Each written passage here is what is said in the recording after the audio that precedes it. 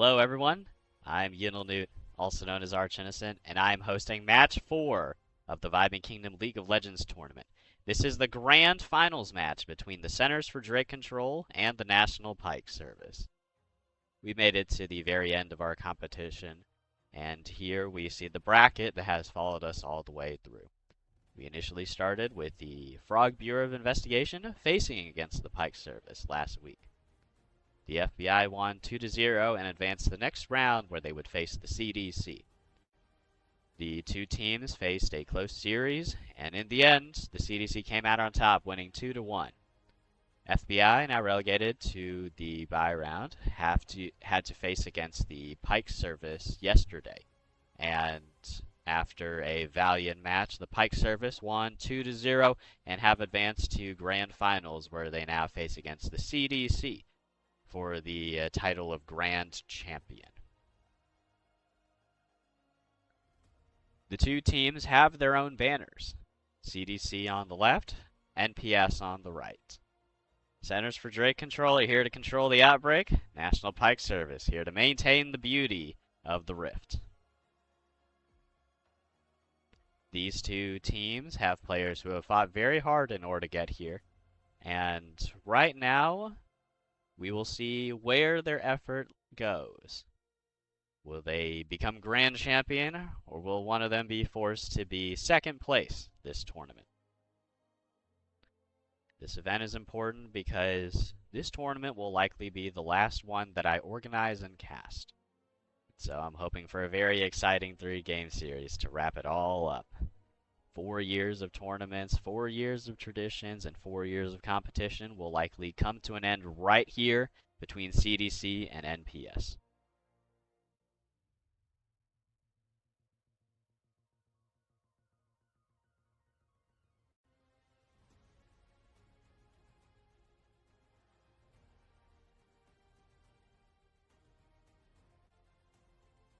I will get in touch with the players, and I'll ask them if they're all ready, if they're grouped as teams of 5 each, and if they're ready to start their first match of the grand finals of our tournament.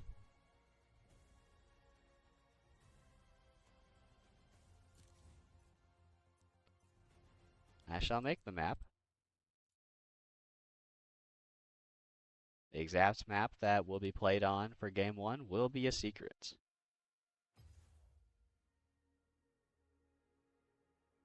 Before recruiting the players, I will ask them for side selection, and to do so, I will conduct a coin flip. Heads, the NPS will go first. Tails, the CDC will go first and decide which side they would like to play on. Because this will be an ARAM map, side selection does not determine your ease of access to an epic monster pit. Instead, it determines your order in the draft. The blue side have the first pick of the entire draft, while red side has the final pick of the entire draft.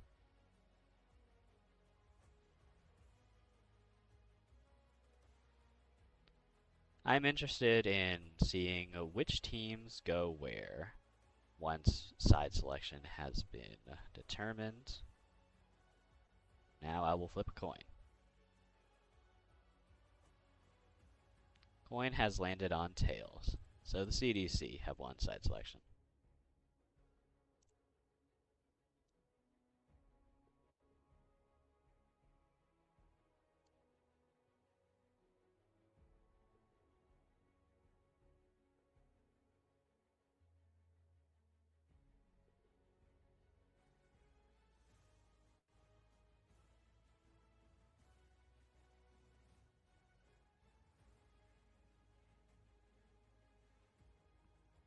I'm seeing all 10 players have gotten into their voice chats.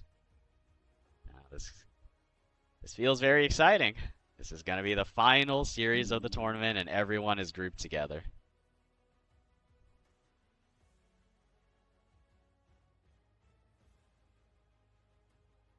Once the players decide on side selection, I'll bring everyone into the lobby and then call for ready check, and then the series will begin.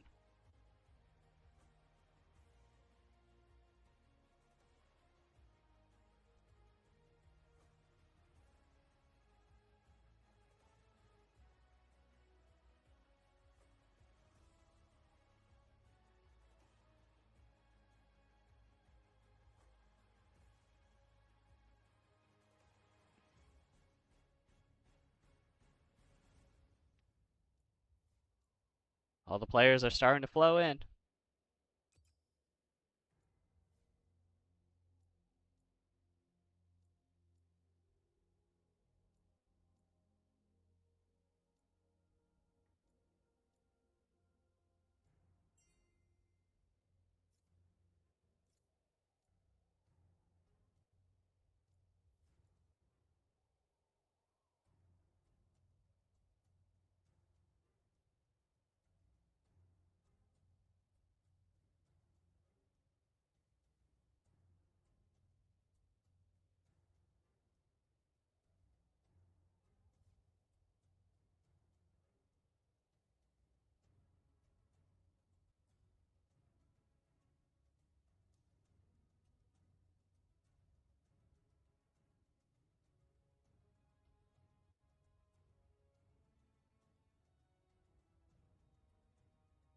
I'm getting in contact with players right now and waiting on their messages back to see when they shall be ready.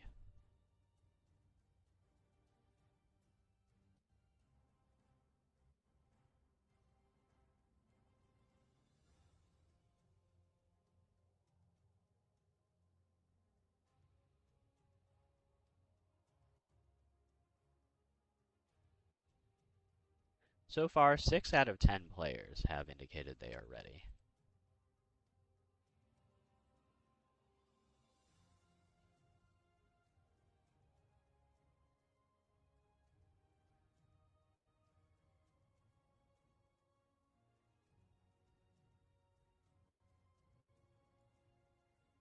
I'm waiting on more players to hop on.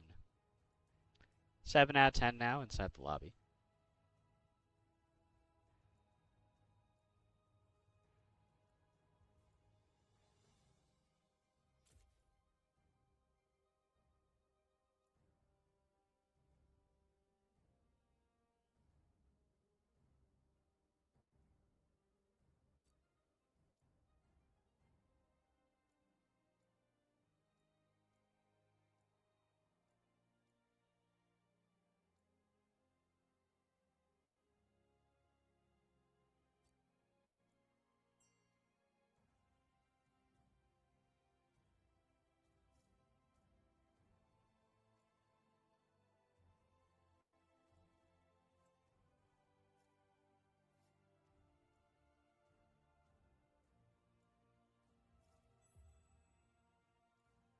Nine out of 10. Almost everyone's here.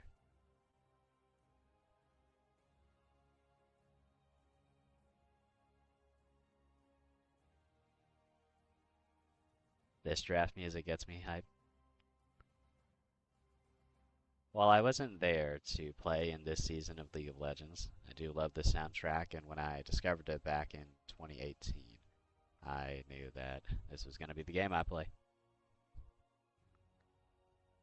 I personally started League in May 2018, and initially I enjoyed playing Brand in the support role. I then moved on to Janna, then Thresh, and afterwards I decided to try out different roles, and so I wanted to learn jungle. I picked up Jarvan and loved his ganking playstyle. At the time, early ganks were pretty common, and so I got used to level 2 ganking with Jarvan.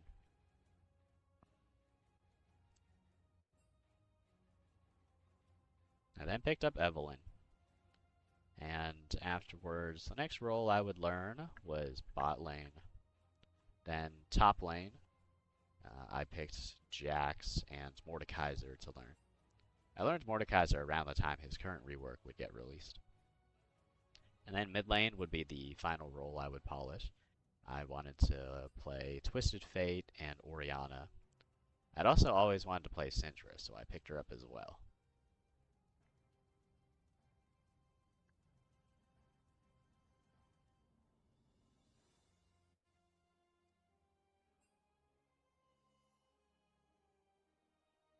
All 10 players have made it to the lobby. I'll now call for ready check.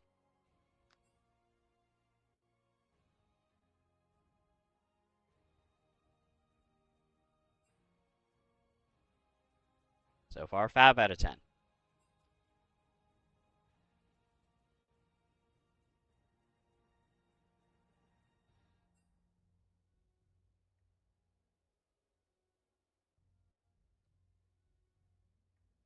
6 out of 10.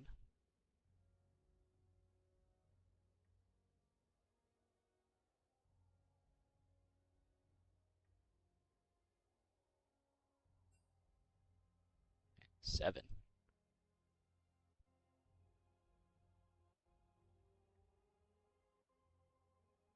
Let me do a recount.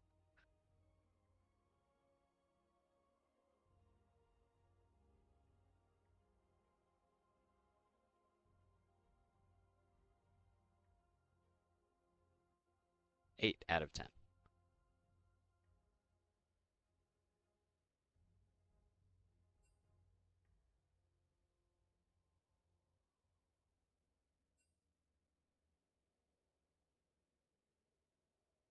Now 9 out of 10. Only one person left. Assuming I haven't miscounted.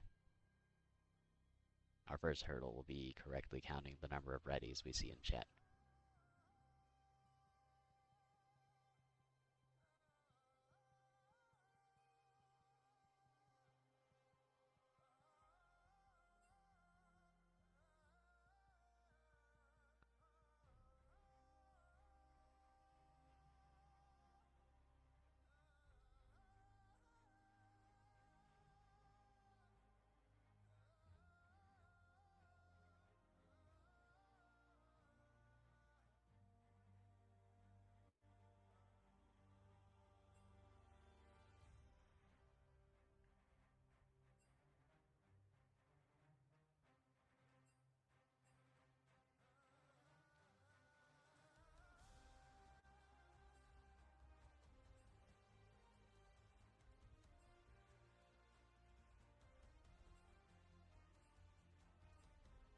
We're going to start! Champion select will begin. Because this is tournament draft mode, we will start with a set of 3 bands from each team. Afterwards, we'll start with our first set of 3 picks, then 2 more bands, and then 2 more picks to finish champ select.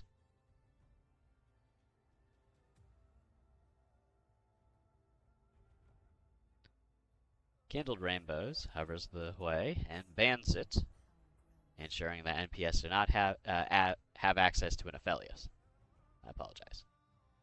Aphelios gets removed. Now Gragas gets hovered and possibly banned as well. Gragas gets taken away. The Aphelios ban is targeted towards Angel Crafts, while Gragas ban targeted towards Chino. Now Hui getting hovered. This would be another ban targeted towards Angel Crafts on NPS. And he gets removed as well.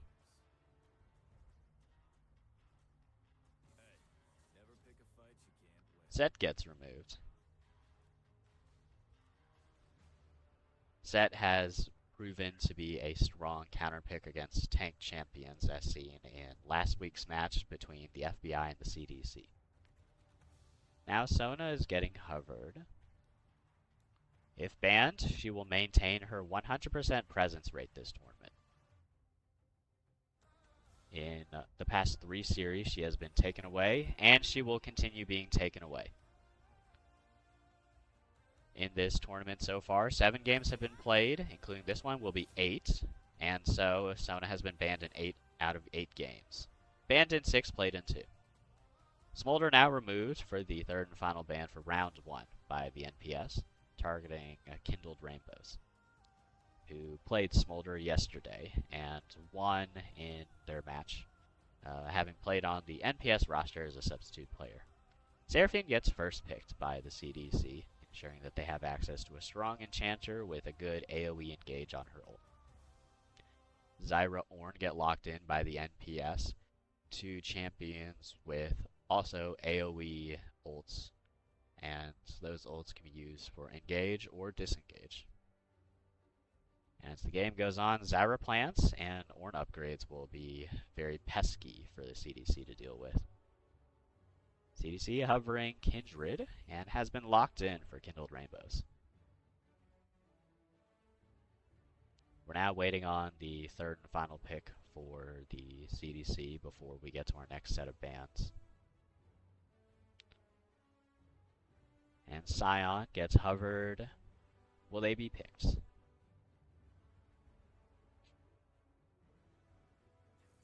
Scion gets locked in. Now Caitlyn is picked immediately upon the NPS's turn. NPS now looking to ban their next champion.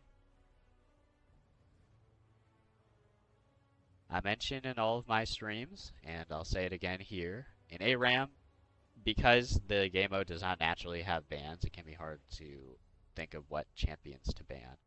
And you also cannot ban for roles, because there are no roles in ARAM. Instead, you ban whoever will contribute to a good team comp. And Rel gets removed. Rel is a powerful engaged tank and has been piloted multiple times, specifically by the Froggies, the Frog Bureau of Investigation, earlier this tournament. I'd rather be home anyway. Aurora has been taken away now, removing a pick that we specifically saw from Wanna Sprite Cranberry, a player on the National Pike Service. Now Yasuo, Yone gets hovered and removed, taking a pick away from Best Asian Will, who piloted the Yone in last week's series between the FBI and CDC. Both teams are fairly familiar with each other, having had intel for multiple games. Because this tournament uses a modified double elimination bracket, both teams have had plenty of games to look at when scoping their opponents. Now Brands gets removed, taking away a pick that was played by the NPS yesterday. NPS now looking to pick their next champion.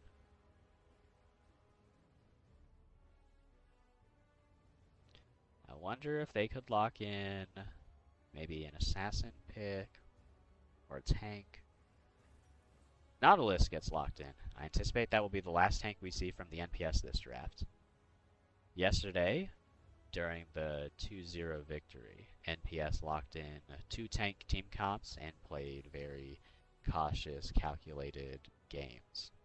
And their playbook was quite effective. We might see a repeat of that playstyle here. CDC, we're waiting on your last 2 picks for the Game 1 draft. Syndra gets picked. Right at the nick of time. As the clock counted down to 0. Now we'll see the CDC's final pick. What champion will they draft to contain the outbreak?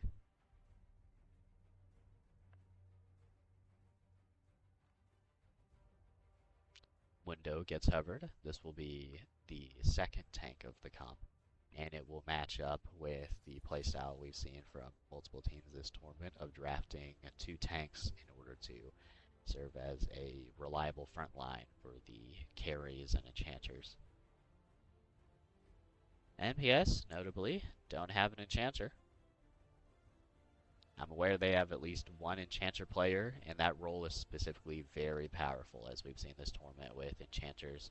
At least one of them, Sona, having a 100% presence rate in the tournament. And Mel now gets locked in. Mel's Reflect, which is her W spell, can reflect abilities like Seraphine's ultimate and Syndra's ultimate. If timed correctly, then Mel can be the perfect counter to the CDC team comp. We'll see how both teams play this out.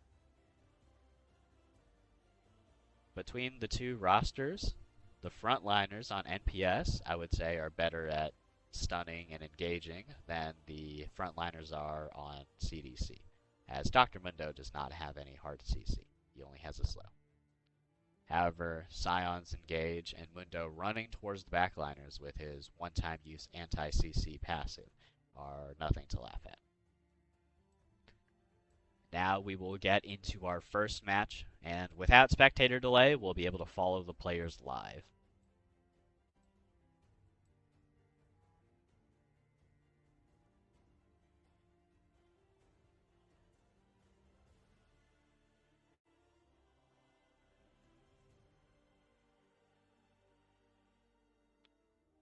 We're going into the match.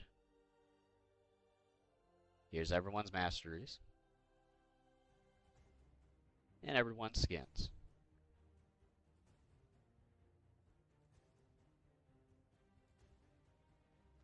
We can gather what type of playstyle everyone wants to play based on the runes that they have taken. So basically, we look at their keystone, the main rune of the for the match that they will play. And certain picks like Hail Blades versus Press the Attack versus Lethal Tempo can determine how aggressive or how early the aggression will come out.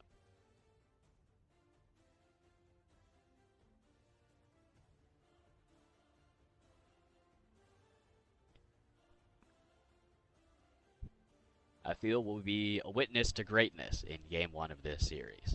This is the final Game 1 we will have in the tournament, and next game will be the final Game 2. And I'm hoping we will also get a final Game 3 as well. So far, we have completed 7 sets in the tournament.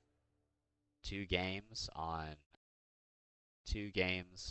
round 1, 3 games on round 2, 2 games on round 3, and then this will be game number 1 of round 4, which will be the 8th set overall in the tournament.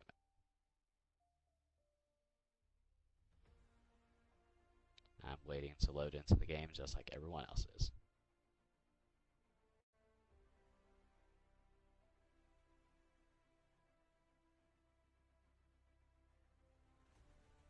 Nearly everyone in this lobby has a skin, and amongst all the skins,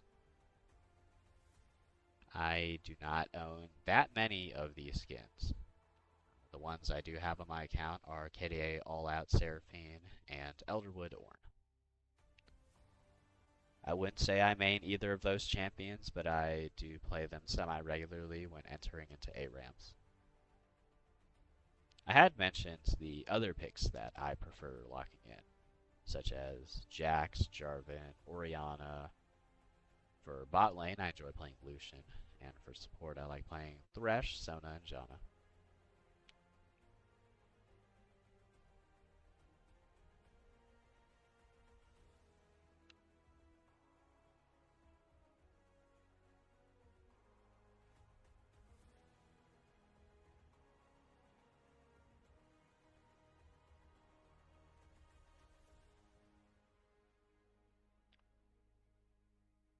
We should only be moments away from the start of Game 1.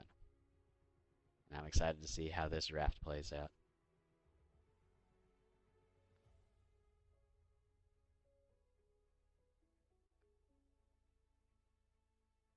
10 players you see standing here, half of them will be champions and half of them will be second place.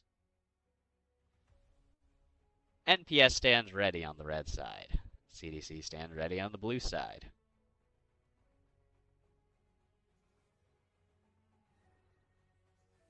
For this Game 1, we will be playing on Koshin's Crossing, an ARAM map which has 2 hex gates on each side of the map. And Move Over Prince is already getting attacked. The ADC is not safe and has to burn barrier. And First Blood goes over to Kindled Rainbows on the Kindred as First Blood comes out at 35 seconds into the game. Crucified Evelyn dives in there in order to get more damage. And Chino takes a lot of damage in return.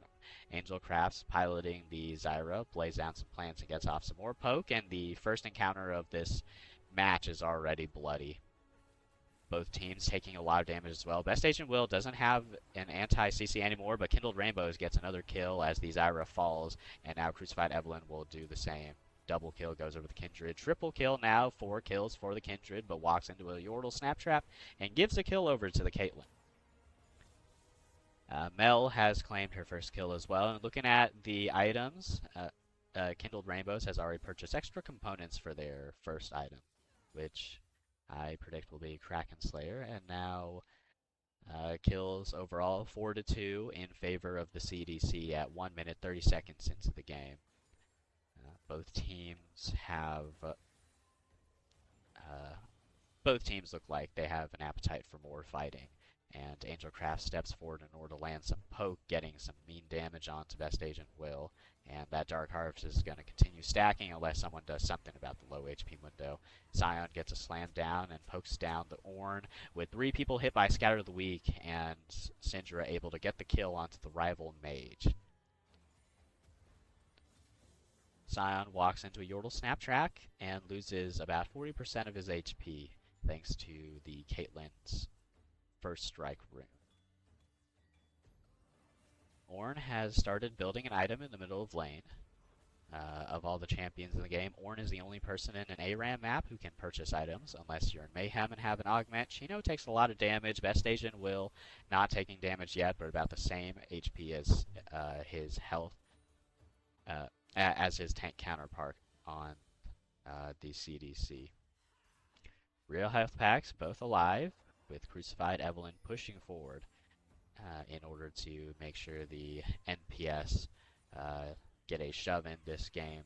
Syndra's Q hits 2 people and Mel's Q hits 1. Syndra picking up a minion and both sides throwing out skill shots with no deaths just yet. We might see more fighting as the minions push forward because the waves have been reset. They will crash and collide in the center of the lane. Nautilus hooks the Scion, who rears a Q and gets some extra damage off. The Bellows Breath deals bonus damage, but gets Ornn critically low. Dark Harvest has been procced on Lune's Syndra, and Crucified Evelyn in the back having to take care not to give over a kill, with Mundo getting hooked and taking damage. Scion rears up a Q and ensures that the Nautilus cannot escape. Demon Lord Micah is extremely low, but actually escapes. And the CDC leave that fight without a kill, losing one of their main carries. Snowball follows the ADC and Mage over, with Moonwoven Prince not having much time left on this earth, and Chino neither, as Mundo and Mel claim kills for their respective teams.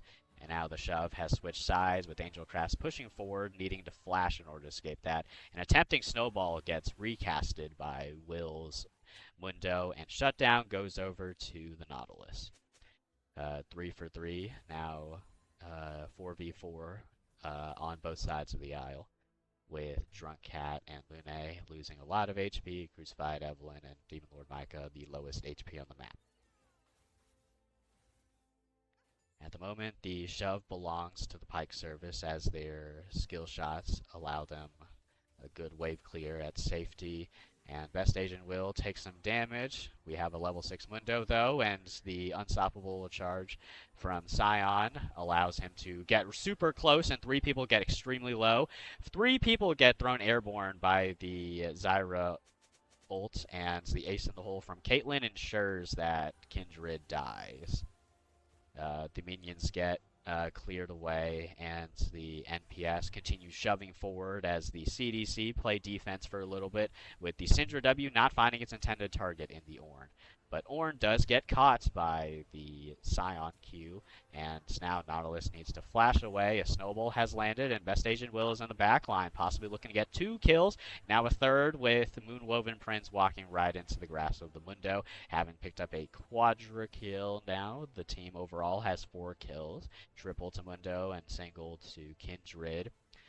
Turret will get sieged, with Angel Crafts forced to defend by themselves, and Chino recasts the snowball and ensures that the Zyra falls. The turret is in danger of dying, with Cranberry getting a double kill instantly on spawn. Blue side may have destroyed the first turret, but they will pay for it with their lives, as the Mel gets 3 and the Caitlyn gets 1. Chino, unable to get extra kills now, does a lot of damage to the Ornn, who is assisted by the Nautilus in keeping more HP for this next team fight. Best Asian Will, with the maximum dosage on the Mundo, ready for use. However, the Mundo currently stands pretty low, so it will have to come out soon if there's a team fight. Scatter of the Weak hits 2 people, and Barrier comes out, I heard, with Mel's Reflex not successfully blocking the stun. Crucified Evelyn getting shoved away, and the Call of the Forge God comes out, hitting 2 people, with one of them being Best Asian Will, losing the one-time anti-CC passive. Demon Lord Micah pushes forward and casts an Ignite, with Zyra landing a knock-up onto the Seraphine, and ensures that the Encore cannot come out in time. Triple kill goes over to the Kindred, though, and the NPS are retreating, with Kindred using Lamb's Respite. Quadra kill goes over to the ADC, and Ace goes over to CDC. Four members of CDC are pretty happy with their containment measures right now, as the enemy is not able to reply, at least at this stage of the game, and the ADC is caught, uses barrier, but still dies, with the tank picking up that kill and Demon Lord Micah unable to slay any enemy opponents at this time. Pike Service looking to regain their numbers, though, as many of them respawn at the same time. And Chino, worse for wear, slams 3 people with Q, though, and survives for quite a long time, with Encore hitting 2. They're both frontliners, and the Mel keeps distance from the Scion, who manages to proc Heartsteel and leaves some mean damage. Ace in the Hole shoots the Kindred right in the face and deals some more damage, proccing first strike as well. Again, bonus money for that Caitlyn. Caitlyn and Mel taking charge and poking out the enemy, and Cranberry throws out a snowball, but the Mel doesn't land. It doesn't land that snowball on anyone. Both teams thinking about how to plan their next team fight, with the CDC grabbing both health relics. The NPS at the moment do not have any health relics at their disposal, but they do have control of the shove. Their members are not extremely healthy, and Angelcraft is first to fall in this fight as Scion pushes forward and flashes. Ornn also flashes away in order to get to safety, and Cranberry takes extra damage in the retreat. But so far, only one person from the Pike Service has fallen, and Drunk Cat on the Seraphine loses about 2/3 of their HP in all of that. Right now, the next engage, I reckon, might be started by Lune, as the Scatter of the Week does get some decent poke off. Members of Pike Service are still undeterred, and Angelcraft slays the Seraphine, but called the Forge God not hitting anyone, but ensuring that the formations of CDC are split in two, and that the Kindred burns flash. Scion Q is outside of vision, so Nautilus and Zyra are none the wiser, and they are stricken down. The Death Charge comes out and knocks Will airborne, but Maximum Dosage makes sure that across the two sides of the fight, Crucified Evelyn survives the Syndra ult, but Mel manages to get some more kills, and an extra kill goes over to the NPS, going the way of Caitlyn. Now Moonwoven Prince has some extra change with which to spend, being the second most fed member on the Pike Services roster. Seeing their items, Best Agent Will has fallen on the Mundo, making this the Mundo's second death of the game. Mundo has built both Heartsteel and Swifties, as well as Warmog's armor, making this a very mobile and very healthy Mundo, with plenty of health regen and a stacking bonus damage. Ornn goes in, doesn't land a knockup on anyone, but Chino does land 2, and Seraphine ult hits 2 as well. One tank, one ADC.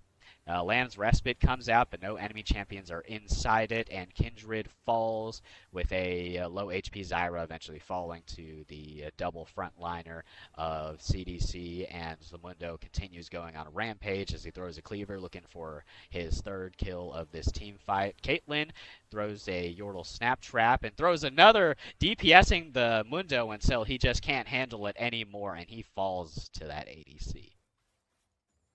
Both teams have gone kind of low, and while the Syndra does have a lot of HP, Syndra is not known to be a very tanky champion indeed. You have to be careful if Ornn will engage on this pillar, and Ornn instead falls to Scatter the Weak as Lune grabs another kill on Syndra, and the teams are now 4v4 with Mundo respawning right now on the side of the CDC, and Ornn will be respawning in 13 seconds for the NPS. As the action heats up, Scion charges in and snares 2 with ult, 3 with Q, but Moonwoven Prince makes sure the Scion is not able to continue the fight. But will the fight be continued after all, with CDC looking to get more kills? Right now, the two teams have traded 1 for 1, and Moonwoven Prince gets taken really low. As the Caitlyn is that low, Call the Forge God hits 2 people, and the ADC claims a kill on the Syndra, with Mundo landing a snowball and ensuring Caitlyn doesn't live anymore. And Mel has to run away, throwing down the ult, and eventually smacking the Mundo and taking him down. In this whole team fight, NPS walk away with more members alive. Chino is live now, and the Death Charge goes on to the final squishy here. Nautilus is 1v1ing Seraphine, while Cyan is holding off 3 members, now 4, completely separated from the rest of the team. Cyan's landing a lot of Qs this game and a lot of airborns, with Zyra having gotten caught in that flash play and falls. The ace in the hole lands onto Syndra and deals quite a bit of damage. A little bit is sustained from the Seraphine, and we'll see how long the sustain from Nautilus lasts as Cranberry flashes to grab the health relic and in fact survives that, with the 2 frontliners of NPS now charmed by Encore, and Kindred comes in for a great flash play, gets a kill, and then gets sacrificed in return as the Pike service makes sure no one takes down their own without a fight. Demon Lord Micah is super low, but that didn't scare any tank in the history of League of Legends from engaging. So now Ornn also at the front with 2 people rooted by Seraphine. Seraphine does not have her ult just yet. Syndra E manages to stun the Zyra, who goes in for a solo play, and now that's followed by a duo play, and that's retaliated by Sion's ult engage onto the Zyra, who is now looking to run away, but falls to Zion's auto attack in the passive form. Call the Forge God comes out, but the Ram will not be guided anywhere as the Ornn falls, and Nautilus kills the killer, with Mel taking the last hit in that encounter. Both teams haven't made any siege progress, but the wave is consistently on the side, with Nautilus Hook catching Seraphine, and the kill goes over to the Mel. Mage v Mage right now, the only people left on the map. As the 2 teams shove, I notice that the waves are consistently pushing towards the base of the Pike service. And while there's no progress made on damage to either turret right now, I do have to highlight that it could be a target of concern for both teams. CDC will want to continue the shove and make sure NPS don't gain any ground, and NPS want to make sure that they get more than 1 square meter territory in this map. Snowball comes out from Mel, likely to highlight where the Scion has been. The Scion's been sitting inside bushes and slamming the ground with Q, and those very cheeky engages have gotten a lot from the NPS. Nautilus Hook starts the engage and pokes down the Scion, with more damage coming out, and a Caitlyn headshot squarely lands onto the Mundo's forehead. Nautilus now flashes forward, leading the charge. Death Charge, Encore, and Ace in the Hole, and Lamb's Respite all come out with no further kills, but the Syndra dying means that CDC are missing a crucial damage dealer. Best Asian will look into correct that as the high damage Mundo goes for more damage, and Angel Crafts has to flash away. If the Zyra were to step up, I think a stray Mundo Cleaver would take that plant lady down, and Mel makes sure that the bush is not left unchecked, tossing a Q into the bush with Nautilus, maybe looking for another hook on the right target, of course, and a lot of damage comes down with Mundo gradually regenerating. And Scion, can his tankiness handle this? He cannot. He falls, and he's looking for the carries, and the Mel finds the enemy carry, and Syndra falls in this team fight. Now 5v3 in favor of the Pike service. Pike service making a pretty good rebound this game. Looking at the items, which we haven't been able to do very much because there's been so much action, it is 65 kills in only 15 minutes, and both teams are still looking to fight, even with CDC next to their turret. Kindred thrown up into the air by the Death Charge. Nautilus ult makes sure that Kindred takes a lot of damage, and we'll see if Seraphine and this rear health relic are enough to sustain the ADC back to health. Waves now have crashed into the CDC turret for the first time in several minutes as Scion goes in for an engage, and Demon Lord Micah pushes just way too far. And now Moonwoven Prince is ready to take people down in their last stand as Caitlyn's not ready to go without a fight. Scion flashes forward to slow down Mel, and Cranberry cannot get out of this as Scion's Heartsteel proc deals way too much damage. Scion is level 16, and looking at his health total, he has 5,000 max HP. Kindred, in comparison, has 2,300 max HP. We're looking at Crucified Evelyn needing to defend this turret, but I believe it will fall as Dr. Mundo and Scion both have their Demolish ready to go and ready to kill, with Ornn falling in this engage. The Nexus turret for the NPS will fall, and so at around 17 minutes into the game, the first super minions will appear in this series. Drunk Cat is looking pretty low, and so is the Kindred. If we get another engagement, those two may be the first to fall. Between everyone's items, the Ornn upgrades are coming in, and Caitlyn's Infinity Edge is the first to get boosted with 1,000 extra 1,000 gold in extra stats. Demon Lord Micah takes a lot of damage, and unlike the Mundo, you don't have very much innate health regen as a Nautilus. Nautilus here has purchased Warmogs, and so, like the tank opposition, he will have access to plenty of regeneration, with Moonwoven Prince being daring and going in for some auto-attack poke. Ace in the Hole comes out, and it's blocked by Seraphine of all people, and Call of the Forge God lands onto 3. Lamb's Respite comes out, and the Zyra ult, the Stranglethorns, toss more people airborne and control the zone. Chino in the backline dies, and Nautilus is looking to take care of business up front as the tanks are scattered to the winds, and they are everywhere on this Koshin's Crossing, with Mel now doing so much damage that Drunk Cat Seraphine could not bear the weight of the spell any longer, and now Nautilus hops onto the Syndra with an epic flash play, and double kill goes over to the Caitlyn to make sure that CDC's first turret will fall this game. Caitlyn even steals the health relic, and now Ornn, backing up, is ready to take this second turret as well. We're likely to see both teams equalize the structure damage in this play. We take a look at the items again. The most fed players on each team, Kindred and Mundo versus Caitlyn and Mel. A lot of damage onto that Scion right now.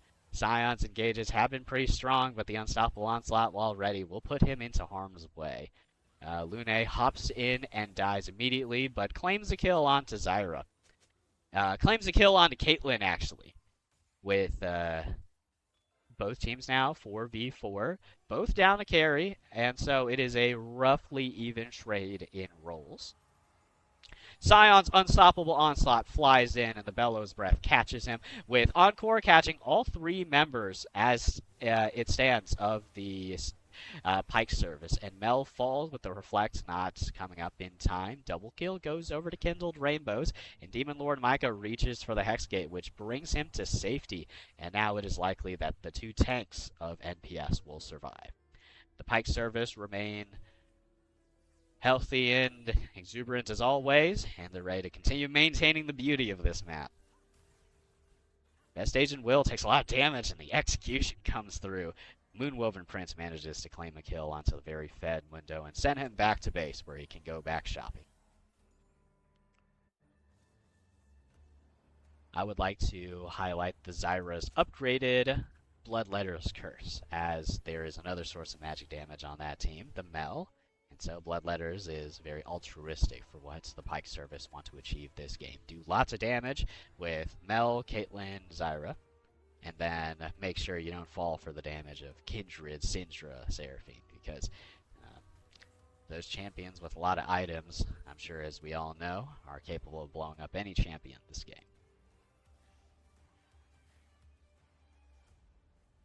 We're seeing the Dr. Mundo go in solo, and for a little bit he's 1v5, he burns the maximum dosage, and the Encore doesn't catch anyone except a spell-shielded Caitlyn. Ornn, very healthy, but the Scion not, and Scion dies to the Caitlyn, and Drunk Cat burns to the flames of the Zyra as double kill goes over to Angel Crafts.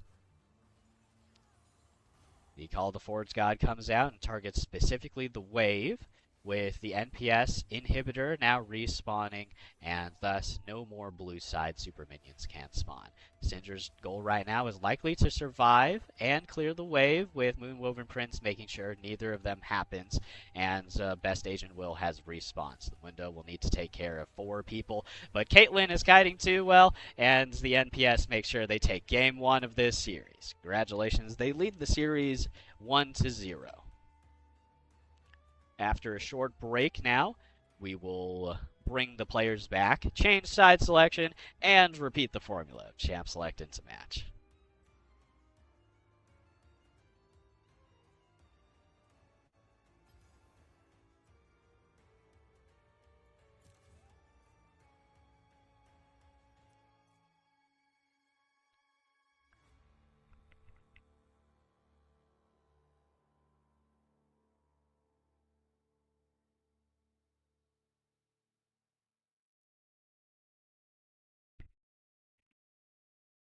This series is likely the most you'll see me talking the entire tournament, and I'm happy for that because this is the grand finals of my last tournament ever.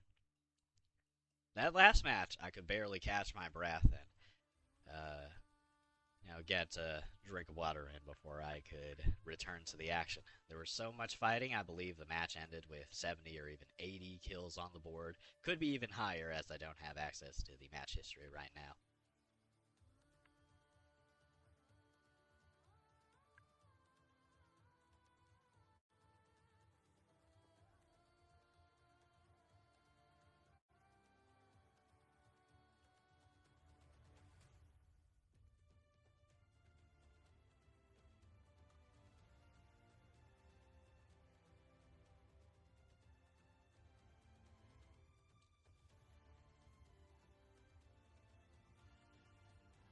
This has been an epic series.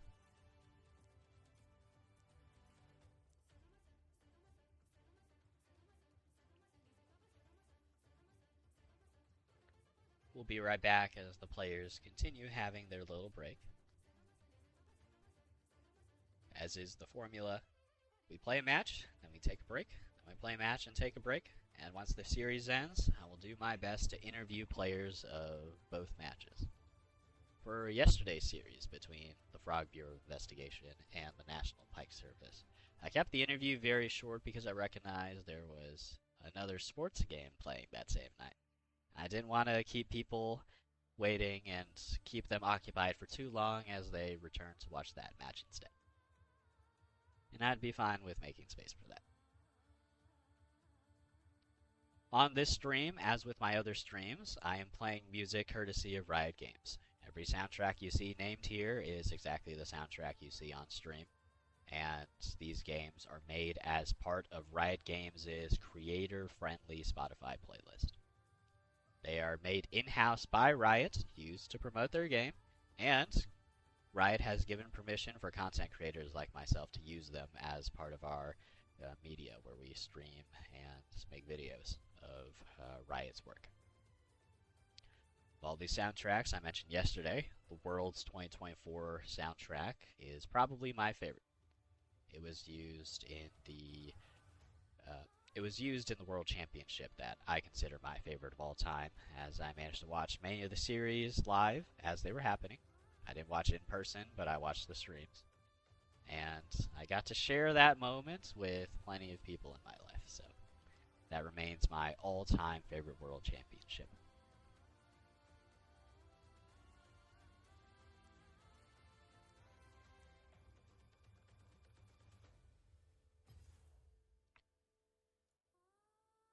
I will now indicate the break has ended, and I will bring the players back into the lobby.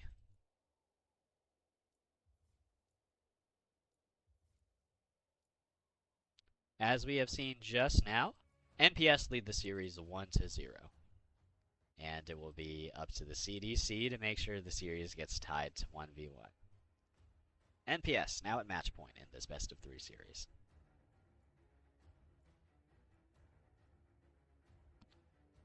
In terms of tournament format, I have considered other formats, such as best of 5 or Summoner's Rift, or single elimination versus double elimination.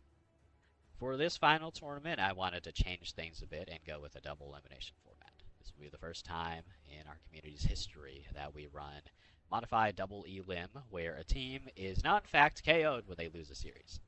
In every other tournament, upon losing a series, you drop out of the tournament. Of course, we have a generous substitution rule, where even if you are KO'd, the individual players can fill in as substitutes. This ensures that the tournament can keep on running and that there are no interruptions. Only problem is that those players must play under a different banner. And it just isn't the same when you change the name of the players.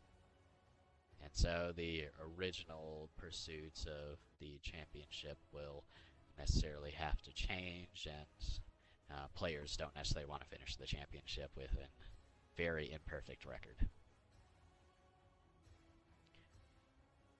Right now, we're listening to the soundtrack for God King Garen.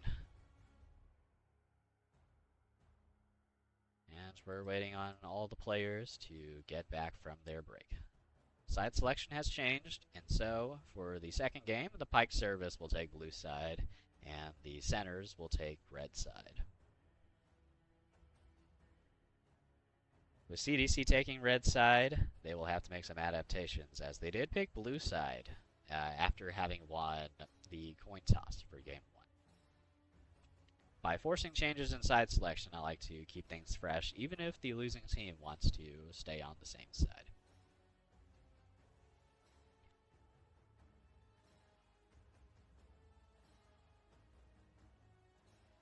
Very happy for the players and all their effort, as I understand they're making sacrifices in their time commitments, and they are playing in this tournament as opposed to engaging in other activities. I'm greatly appreciative of all that they do. They're the ones who keep the tournament running, and I'm